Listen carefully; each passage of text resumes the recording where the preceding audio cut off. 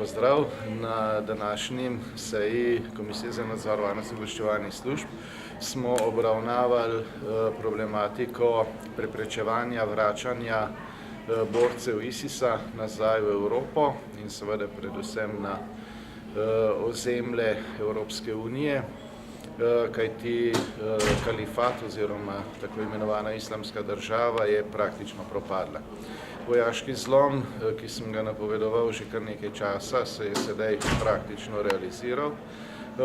Po uradnih podatkih, ki jih med seboj usklajujejo službe, so pa to minimalni podatki, nekatere številke so precej večje, je iz Evrope v tem obdobju odšlo v borbo za teroriste, se pravi na strani ISIS-a, okoli 5680 oseb.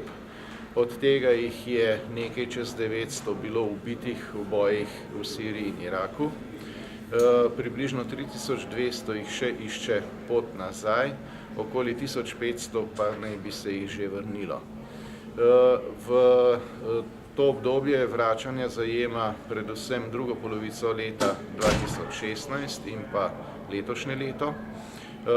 Vendar v tem obdobju v noben realiziran teroristični napad po uradnih podatkih niso bili povratniki neposredno vpleteni, so pa bili vpleteni v pripravi dveh zelo velikih napadov, ki pa sta bili v zadnjem hipu preprečena. Zdaj, tako je praktično večino največjih napadov izvedla oseba, ki ji v žargonu rečejo volk samotar, to se pravi nekdo, ki ni bil posebej pod nadzorom. In zakaj torej ti povratniki niso povzročili večje škode, je najbrž očitno, ker so pač na udaru ali pa, če želite, na tarči obveščevalnih služb, so pod nadzorom in zaradi tega praktično nimajo možnosti pripraviti nek presenetljiv napad oziroma, ko se zapletejo v priprave, so potem službe tukaj, ki jih zagrabijo. Vsekakor nadaljnje vračanje je še vedno prisotno in se bo verjetno še okrepilo glede na številke, o katerih sem govoril. Še enkrat povem, to so minimalne številke, krožijo nekatere tudi na nekaterih teh straneh, recimo neformalnih straneh obveščevalnih služb so objavljene bistveno večje številke. Razlogov za to je več, pač nekateri zajemajo tudi drugo stran, nekateri so se recimo borili na strani pešmerg, nekateri zajemajo tudi potem širše družinske člane in tako naprej, no, ampak kar se tiče nevarnosti, ki jo predstavljajo te številke, najbrž vsakomur jasno, da so velike, da je to stalna in očitna nevarnost. Tudi varati se, da recimo otroci in podobno ne predstavljajo nevarnosti, je huda napaka. Otrokom dol na območju ISIS-a, o tem obstajajo številna pričevanja, so bili dobesedno izprani možgani, otroci so bili vzgajani v nasilju, nekateri celo prisiljeni v izvedbo umorov. In ko se taki otroci vrnejo, tako imenovani džihadistični otroci predstavljajo vsaj tako veliko nevarnost kot odrasli.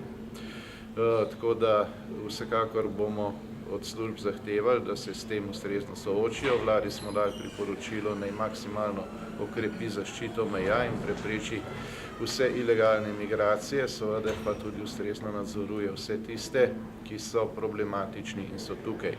Kar se same Slovenije tiče, vsi dobro veste, da dva povratnika sta bila iz področja ISIS-a, eden od teh je zdaj zaprt v Italiji, neuradno je obsojen na 3,5 leta zapora že, tako da tukaj je zadeva že doživela nek epilog, še vsaj 8 oseb je takih, ki so bile zabeležene in nadzorovane, tako da vsaj še 8 oseb je nekje v tujini, a se nameravajo vrniti, kam se nameravajo vrniti in kdaj, v tem trenutku ni znano, vsekakor pa je to realna nevarnost, s katero se očitno sooča tudi Slovenija.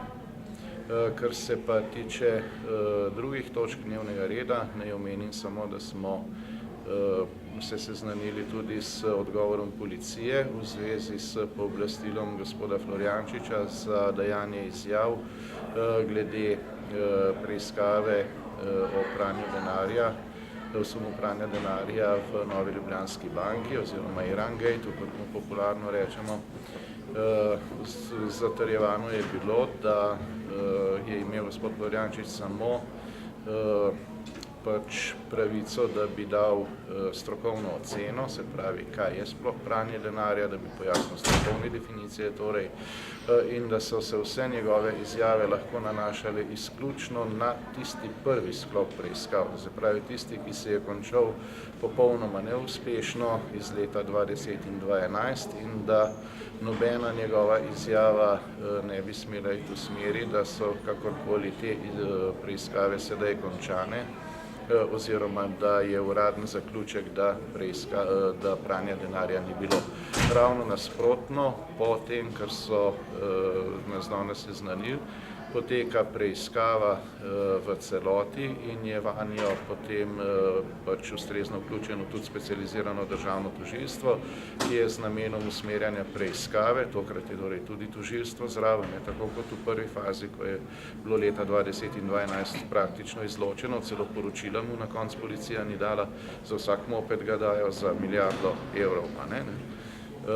No, ampak tokrat je zraven in s to posebno skupino, ki preiskavo usmerja, preiskava poteka in mi smo izrazili pričakovanje, da naj nas sproti seznanijo s potekom in z ugotovitvami. Glede tistega, kar smo sprejeli na seji Državnega zbora, se pravi poročilo Komisije za nadzor varnosti in obveščevalnih služb in pa vmesno poročilo preiskovalke, pa je bilo zagotovljeno, da bo vlada v najkrajšem možnem roku obravnavala odgovore in pojasnila in jih poslala nazaj v obravnavo Državnemu zboru. Kakšno vprašanje? Če ne, vsem hvala.